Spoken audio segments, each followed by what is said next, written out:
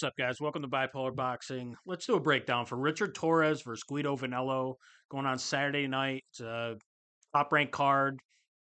I think the early prelim started around like 5. I think it's an ESPN fight. I don't know how many of those they got left because I know they just canceled their deal. They didn't renew their deal with them. But I think it's on ESPN, so there's probably gonna be a hard start at 10 o'clock for the main card to begin, which will probably be like 3 fights or something like that. But main event will probably be on around like 11:30 or something like that.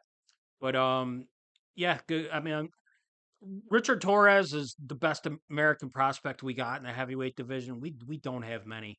We haven't had many for years. I mean, Wilder was the only one, but I was never a big fan of Wilder. But Richard Torrez, he's got that Olympic pedigree. He's kind of a different heavyweight. I think he's considered a smaller heavyweight, but I think he's still like 6'2", 6'3". But he's very fast. He's got very good footwork for a heavyweight. Guido Vanello, I believe, is also an Olympian. He's a little bigger though. He's like 6'6", 6'7", or something like that. I was actually at his fight that he lost, quote unquote, lost to Jonathan Rice. Now, if you're one of those guys who just you go to Box Rec and you don't look up film, and there ain't nothing wrong with that, I do it every week. But if you just go to Box Rec and you see, man, this guy got knocked out by Johnny Rice, that ain't a good sign. I'm just gonna fire Torres. He, I was at that fight. Guido Vanello won probably every round in that fight up until the stoppage. Now, the stoppage happened. I didn't even think Rice landed a clean punch in that fight. And Jonathan Rice is a nice guy. Like, I met him after the fights and everything. He's not that good of a heavyweight. I hate to say it, but he hit. I'm assuming it was a jab or something. He just caught, and I think what it was the end of the glove kind of hit him with the jab, and the end of the glove cut Guido right over the eye, and they had to stop the fight. Like, we were all sitting there in the audience, like, what the hell happened? Like, we didn't realize the cut was that bad.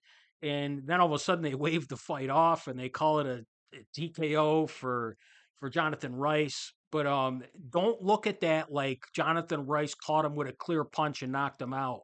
Or, he had him on the ropes flailing all over the place and won a TKO. That's not what happened in that fight. Guido Vanello won every second of that fight. And he just got caught with a punch, and one punch cut him really bad. So just don't bank on that happening, in a fight like this. Just if you like them or don't like them, find other ways. I just don't like people saying like I like Richard Torres because Guido Vanello got knocked out by Jonathan Rice. Like, it wasn't like that. Like, you got to look into the context of certain things, and that's one that there's context behind it. So I really don't consider that a loss. The only other loss in Guido's career is the FA Ajagba. Oddly enough, Ajagba was on that same card with Vanello versus Rice. He was fighting Stephen Big Shot Shaw, another American prospect heavyweight who let us down. He got smoked by Ajagba in that fight, and so FA Ajagba is good. We'll see. We'll find out how good he is against Bacoli. But I think he's a live dog in that fight. But Ajagba's a way different style than Richard Torres. Like, Guido Vanello fought F.A. Ajagba really good because he actually has better foot speed and hand speed than F.A. Ajagba. F.A. Ajagba just, like, he has an amazing jab now that came out of nowhere. He didn't have that earlier in his career. He was just a knockout artist. He's got a good jab now. That's how he kind of beat Guido. There was a lot of exchanges in that fight. It was a good fight for heavyweights. And but Guido is usually like kind of a boring fighter, and he wins based off of kind of dancing around, winning rounds. He could throw his jab out there and just use his length. Um, he's not going to be able to do that against Torres. He's not going to be able to hit Torres as many times as he hit Fa Ajagba. Right now, at this point in their career, Ajagba might be a better heavyweight than Torres, but for the style matchup here, I think Torres is a way harder fight for Guido than F.A. Jogba was, and that's just because of his foot speed. I mean, Guido is a big guy. He like I said, he's boring sometimes, so he doesn't throw. Richard Torres will throw. Richard Torres will be coming forward for the majority of the fight, I believe, and he's gonna get inside on Guido Vanello, and I think he's just gonna knock him out. I don't see many paths to victory for Guido Vanello in this fight. I just don't. I think Richard Torres is the real deal. Now the odds can't be that high because Richard Torres just he hasn't proven himself because he's looked really good, but you're looking good against, guys like, I mean, 2 fights ago, the guy fought Joey Dujacko. Like, that's a guy you fight, he should be fighting him in his like fourth or fifth fight or something like that. And he beat the shit out of Joey, and Joey couldn't keep his damn mouthpiece in, and he ended up getting disqualified. And then the next thing I know, Joey Dujacko's in bare knuckle fighting where he lost as a 20-1 favorite. I know he was a 20-1 favorite because I friggin' bet him. But 2 fights ago, he's fighting Joey Dujacko. Like Guido Finello is so much, he's just so many levels above a guy like that.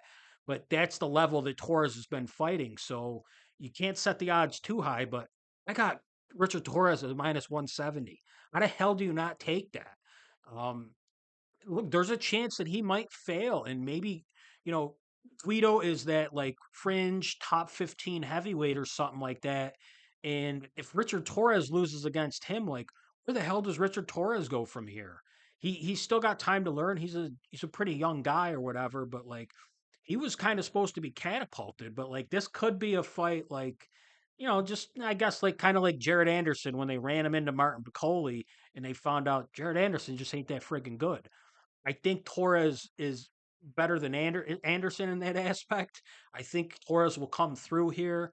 I just love the styles. I'd love if Guido was fighting another big kind of slow guy or something, he could win because he's got deceptive hand speed for his size. It's not going to work against Torres. I like Torres a lot in this fight, and it's because of his footwork and his hand speed. And I don't think he's like he's not really like, I guess he is kind of a knockout artist, you can call him, like, but that's against bums. I just think he's going to win this by like an accumulation of punishment.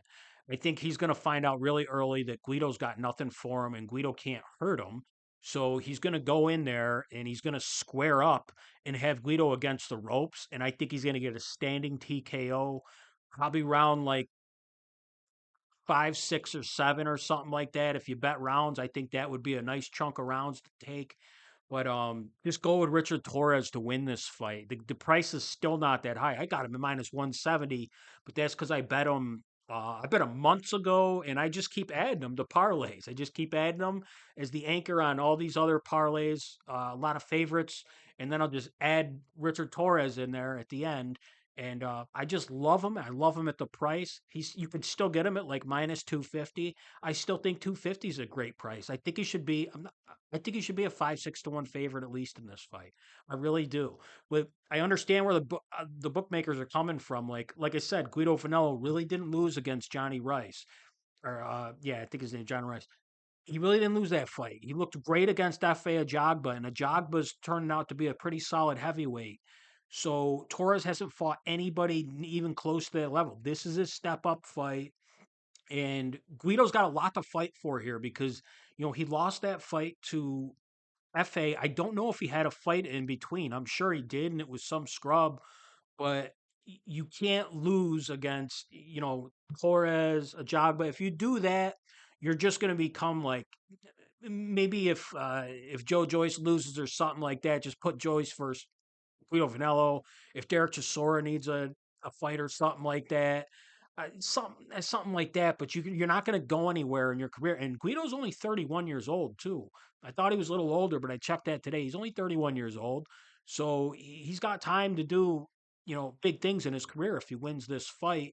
It's just like, dude. The other thing is like Top Rank ain't setting Richard Torres up to lose. So you got to think the cards will be in his favor. Everything's going to be in Torres's favor. This is the spot where he should win this fight. The safe pick is Richard Torres. And like if I didn't know anything about boxing and I didn't know who these two guys were, I would still take Torres just because, oh, he's the undefeated top rank guy. He's a young American. They want him to win. I would just go with that off of never watching film on either one of them. But even watching film on these guys, I like Torres even more. So Richard Torres, good undercard for this fight. There's a really tough fight to pick on the undercard. Lindolfo Delgado and Elvis Rodriguez.